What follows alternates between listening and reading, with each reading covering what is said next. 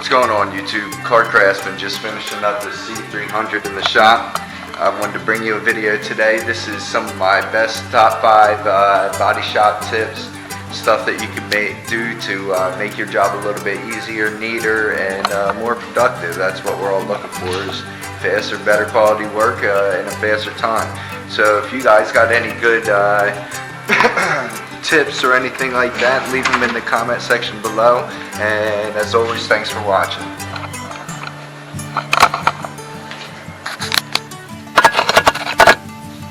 Alright, it's a hot one today, but I wanted to bring this tip to you. And it's a really easy tip, very useful when you have a full can of paint.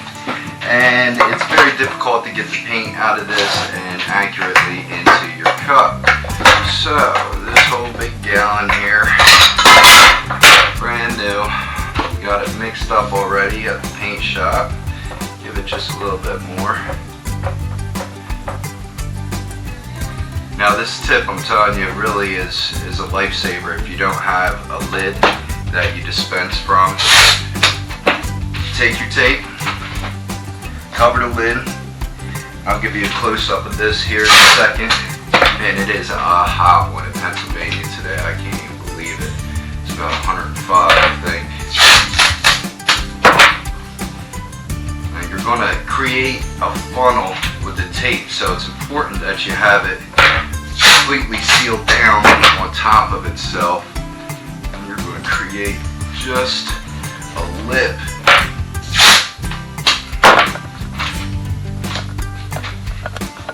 So your paint can flow out. Yeah, that's looking good.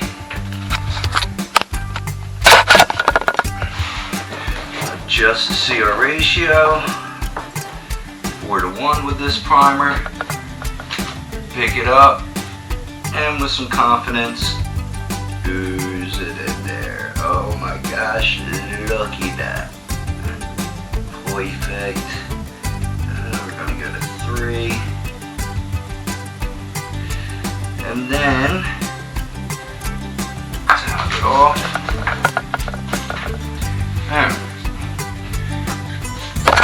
You can see how that just flowed out of there right into the cup where I needed it to, and it worked great.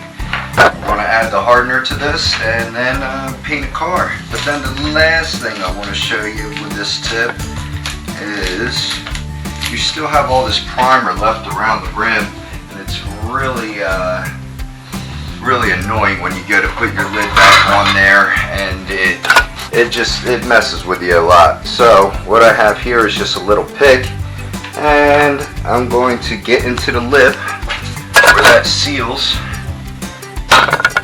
Give it a couple holes.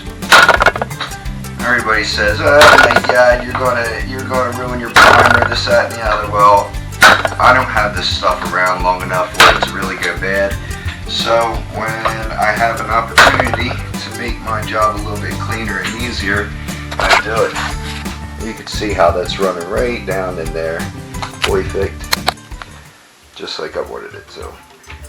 Alright, so this tip today is something that I've kind of figured out by myself. I never really had anybody show me or anything, and it's just something that helps with production, helps with the ease of sanding, and just keeps aggravation out of your life pretty much. So these interface pads are awesome when it comes to sanding primer and getting it real nice and soft and smooth. But the problem is when you go to try to take this paper off, it's on a Velcro thing, and it is so hard to take it off. You end up ripping it, and it's just, yeah. So what I went ahead and did was take some of my fine grit sandpaper, in this case it was 1000, and I actually cut out the middle of it after folding it in half. And then that left me with a protective ring around the outside where you can just take your paper now, put it in the center, and it holds it nice and straight on there and everything. And then when you have to go and take it off, it's just as easy as that. You're not ripping your interface pad up. You're not paying 12 bucks every 2 weeks to get a new interface pad, and it works just the same. Now obviously if you're going to be sanding with 2000 or something, you don't want a 1000 grit ring on there. So next time I sand with 2000, I'll probably make one. And this is a kind of a combo trick here where these Velcro pads are actually very costly, where the sticky bag DA sandpapers are a lot easier and cheaper to use sometimes. So what I actually do is I'll take this sticky bag right onto another fine grit piece of paper, and why not, right? Bang. Sticks on there perfectly. You really have no problems. It'll reduce your pulse by about 1/3. At this point you could take it back off and put it back on again, or you could even just take the sandpaper off and keep using it. That's a pretty good trick that I like. Alright, and now the third trick. I really like styrofoam for some reason. Is that weird? But anyway, what I do with these a lot of times is I make sanding blocks out of them after I use them for whatever crafts and stuff I'm using it for. And what I mean by sanding blocks is you can take these and you can sand a profile into them that has a nice curved edges here and everything like that, and that allows you to really go along with some of these body lines that are nice and gently curved. And the best part about this is you can make it to any size that you want, and you can do pretty much anything with it. And I'm going to show you how I attach it here. This is just some 1000 that I use for wet sanding and making body work and primer smooth. We're going to take our spray adhesive, give it some spray adhesive, just like that. Give it a little bit to dry.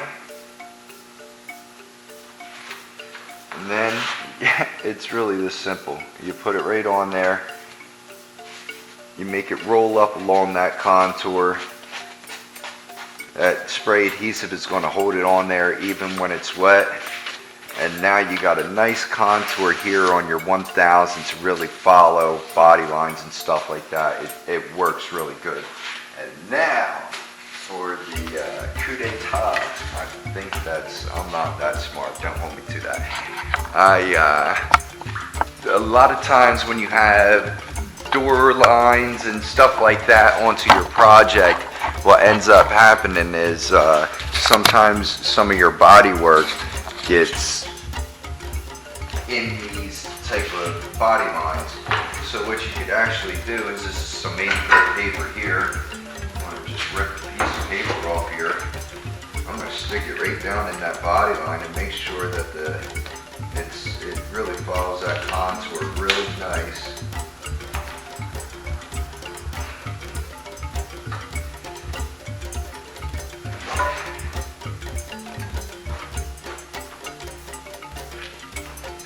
Now I'm going to take my styrofoam and I'm going to make a sanding block out of it.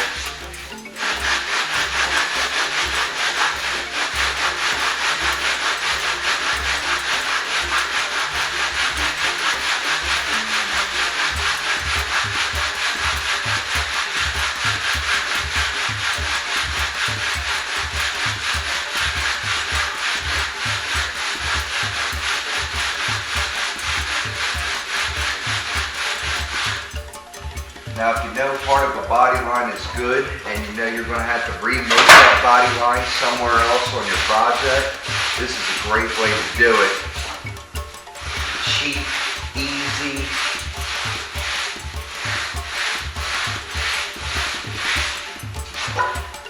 You take this here and you got just about a perfect facsimile here of this body line. And then it's as simple as taking this paper off, putting it back on here, letting it follow along that body line, and have at it.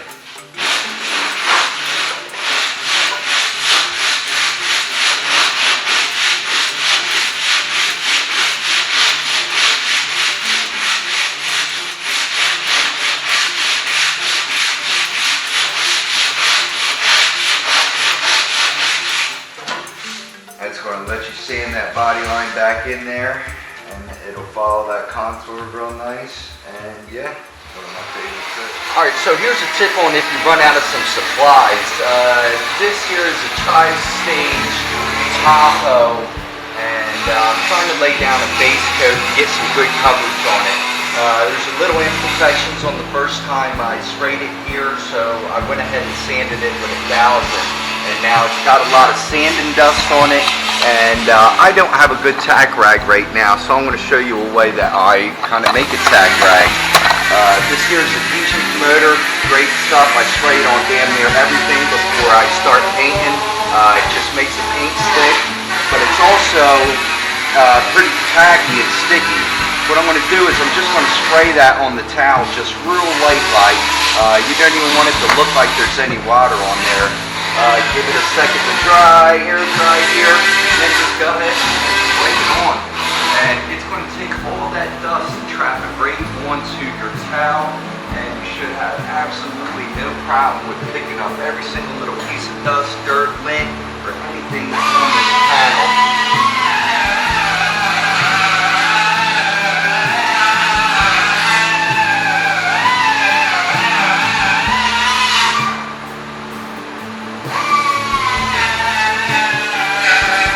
All that I got there.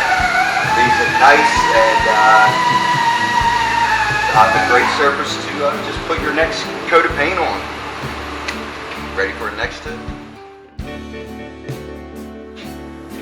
So this is the last tip I pretty much got for you. When I go to paint, I really like a water separator close to the end of my line. That way, of course, you don't want water in your paint, so it'll extract that. Now, a lot of times, guys double stack their regulator and their filter on the bottom of it, and that kind of leaves an awkward big thing at the bottom. And I've actually broken a couple of these while I was painting, and yeah, I wanted to quit right then and there, just because it is plastic, and if you twist too much in the wrong direction, you will crack one of these. So what I did was I just got I call it the whip. I got an air line here, and I put my water separator at the bottom. My regulator, of course, has to be close to the gun, and this way you can hold this in one hand and it doesn't really slip, kind of gives you something to hang on to, and to give you good hose control when you go over a hood or something like that, and then it really separates the water good. This is my clear gun, and normally when I clear, I do go ahead and use this whip. And this is a little bit more professional, a little bit more, it gets a lot more particulate and a lot more water out of the line. It's got a desiccant in there that you could keep replacing or put in the oven. And yeah, same rules apply. Just plug that into your end, plug that into the gun, and go to town. This is good because it's kind of like a handle, a little ergonomic, and you just have this in your hand and get good hose control. So yeah, if you guys like the video, go ahead and like the video. I plan on making a couple different things like this, and yeah, Car Craftsman out. Thanks for watching.